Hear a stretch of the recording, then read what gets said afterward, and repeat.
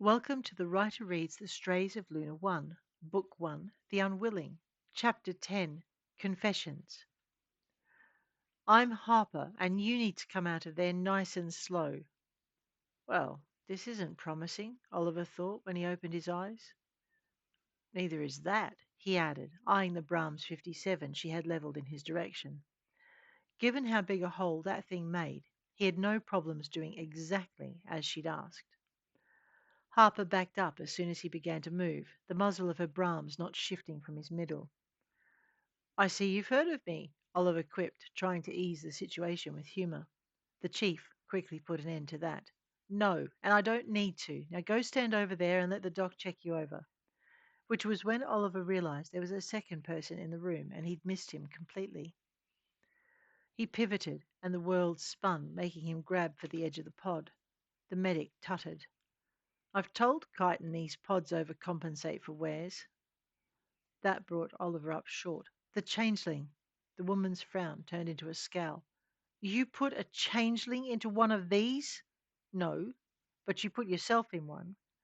Oliver looked at the medic and then at the chief. There was nothing to be gained from pointing out he hadn't put either one of them in a pod. Lewis was more important. Has he come round yet? Harper pursed her lips. Not yet. We'd figured we'd make sure you were compos mentis first. Good idea, he said, and turned to the doctor. Whenever you're ready.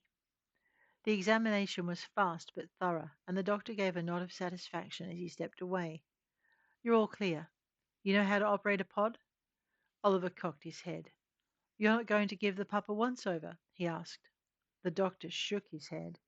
For one thing, the chief won't let me, and for another, my better half would have my hide, and yours, and not necessarily in that order. Besides, Harper here's not a good example for a pup to imprint on. Ignoring the jibe, the chief stepped back and gestured toward a reinforced door next to the pod. That's an internal lock, and the only way in or out. He gets away from you, you hit the alarm, but make sure that lock is closed before you enter or leave. I don't need a changeling loose on the ship, and neither does the captain. Oliver nodded. The idea of Lewis getting loose before he had his wolf under control made him pale, but all he said was, I'll let him out of the pod as soon as you're both clear of our quarters. Understood, the chief told him, and looked him in the eye. You're both confined to quarters until we arrive. When we do, we'll be back to put you in the pod prior to debarkation. I don't want any arguments. Gotcha, Chief, Oliver acknowledged. We'll be ready. She didn't say anything else. She just left, taking the doctor with her. There's a help menu on the console, the man said in parting, and stepped into the corridor. Oliver opened his mouth to thank him, but the door slid shut between them and locked closed. He gave them several minutes to get clear, and then looked around the suite. It didn't take him long to find the panel concealing a fold-out bed or the spaces hiding the wardrobe, kitchenette, and fabricator. The terminal had its own locker, and the entry to the sand unit was at the foot of the pod.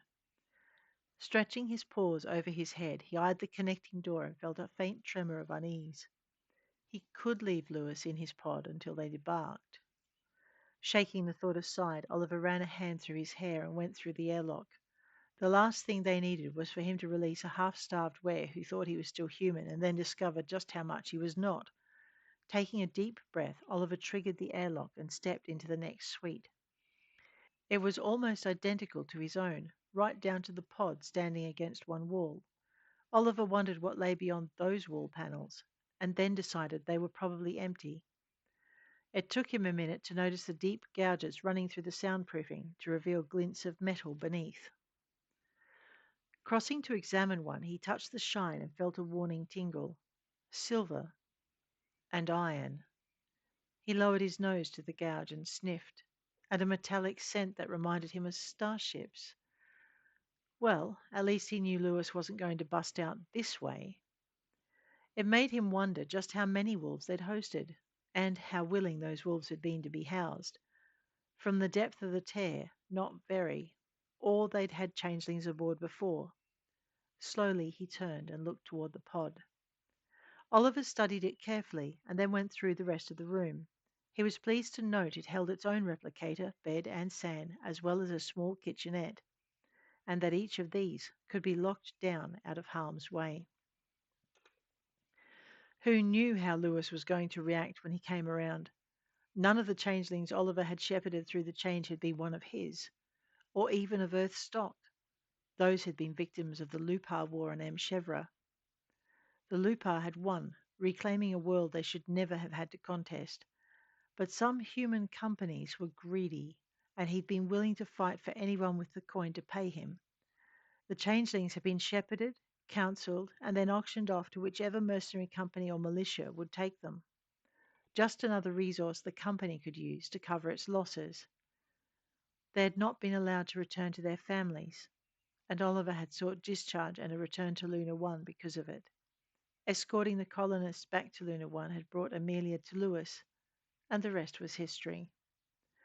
Well, it's history now, Oliver thought, and walked over to the pod. There was only so much he could delay before he had to tell his friend what he'd done. Only so much time he had before he found out if he still had a friend after saving Lewis's life and destroying it at the same time. Oliver laid his hand on top of his friend's pod and contemplated not letting him out. Ever. That's really not an option, is it, Ollie boy? He asked himself, and took a deep breath. In truth, getting someone out of stasis wasn't a complicated process, but it left a human groggy and a werewolf at the mercy of his instincts. When that wolf was born to those instincts, or had had time to get used to them, it wasn't usually a problem. But when that wolf had barely been made, and without permission, Oliver sighed again.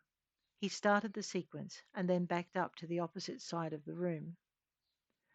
There was probably going to be a fight, and he needed room to move. And if Lewis was a dominant, knowing his friend, Oliver didn't think that was likely, but he wasn't taking the chance. He shifted to his hybrid form. It was faster and had the strength needed to deal with a newly turned wolf. When Lewis emerged, holy fuck! Oliver cocked his head, studying the pod. Two hands rose above the lip, clawed and covered in fur the colour of pitch. They twisted this way and that as though Lewis was taking a good look at them. Also, what the fuck? Lewis was not happy. Oliver! Well, damn it all, Oliver thought. Here it comes. The hands kept moving, but more slowly, and Oliver knew Lewis was taking time studying them and trying to get what he was seeing to align with what he felt he should have been seeing. Oliver, what the hell have you done? Was voiced more softly. Bewilderment and misery edged those words, and Oliver felt a brief moment of puzzlement. Most changelings emerged roaring, confused, their humanity momentarily subject to their beast. Lewis sounded like his human was more in control. The pod shuddered as Lewis wriggled and sat up. Instead of looking around, the man was looking down at the rest of himself. I'm a wolf? He asked, running his hands through the fur on his chest and then lifting them to his face and feeling his muzzle and jaws. Oliver watched. Of all the transformations he'd seen, this was the first time a newly made were hadn't woken up looking for blood. Give yourself a break, Ollie. Every other changeling has been a byproduct of a very nasty war. This one, he still didn't understand it. Lewis had gone down in a firefight and come to in a pod. How does that even matter? As he thought it, Lewis turned his head, catching sight of him. What did you do? He asked, and it wasn't what he wanted to know. Oliver heard the plaintive why hidden behind the words and pushed himself upright. You were dying. Lewis slid out of the pod, dropping to a crouch and then rising to his feet. He looked down at himself, studying his hands. He waved one at Oliver, shaking it for emphasis. Amy's going to kill me, he protested, then narrowed his eyes. Actually, she's going to kill you, and then she's going to kill me. Didn't you think to ask? He stalked closer, his eyes going from amber to liquid flame. Yep, Oliver thought. Here it comes. You were dying, he repeated, and unconscious. It's not like I could. Lewis snarled and bounded forward. and Oliver got ready to take him down, but his friend stopped a few feet away and circled warily. But Amy's people don't. Inside, Oliver cursed himself for 10 kinds of a fool. Amelia's people were as specious as fuck, tolerating wolves in the community but not in their businesses, and certainly not in their families. All I thought about was getting you to live long enough to reach a doctor. The first aid kit wasn't enough? Lewis was incredulous. Oliver rolled his eyes. Did you even see the size of the holes you had in you? But Amy was going to lose you to being dead, Oliver told him as Lewis got closer. How is this any worse? And that was all it took. Lewis pounced, lashing out with his claws and snapping at Oliver's face. The man had never been much for combat, wouldn't know a good technique if it bit him on the arse. That had worried Oliver in the past. He was grateful for it now. As Lewis passed through the space he'd occupied, Oliver grabbed him by the scruff and the belt and slammed him into the floor, wincing at the impact.